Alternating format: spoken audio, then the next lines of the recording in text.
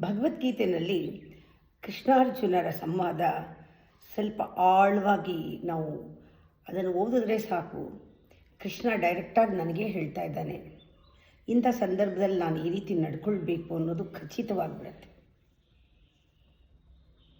ನಾವು ಯಾವುದಾದ್ರೂ ಒಂದು ಉಪಯುಕ್ತವಾದದ್ದು ವರ್ತ್ ವೈಲ್ ಅಂತೀವಿ, ಅದು ಬೇಕಾದರೆ ಅದು ಸಾರ್ಥಕ ನಾವು ಮಾಡಿದ್ರೆ ಅಂತ ಅನಿಸಿದ್ರೆ ಖಂಡಿತ ಅದು ಬೆಟ್ಟ ಹತ್ತದಂಗೆ ಕಷ್ಟವೇ ಆಗಿರುತ್ತೆ. ಇಲ್ಲಿ ನಮ್ಮ ಹೋರಾಟ ಇದ್ದೇ ಇದೆ.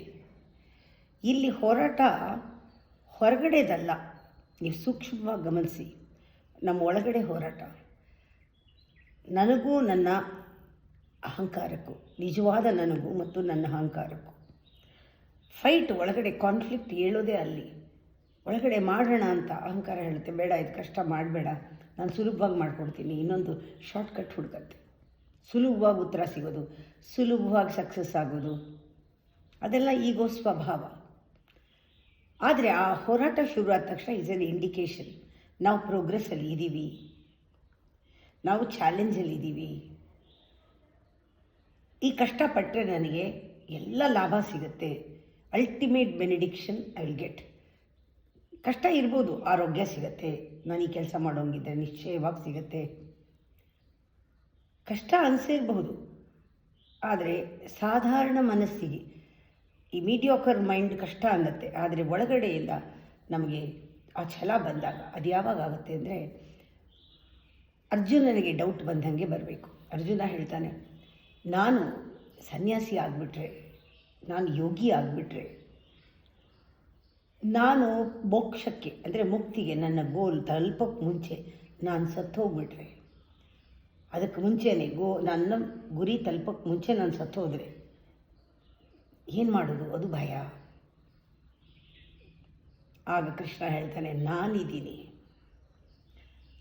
ನಿನ್ನ ಎಫರ್ಟ್ನ ನಾನು ಎಫರ್ಟ್ಲೆಸ್ ಆಗಿ ಮಾಡಿಸ್ತೀನಿ. ಯಾರಾದರೂ ಆಸ್ಪಿರೆಂಟ್ ಭಕ್ತರು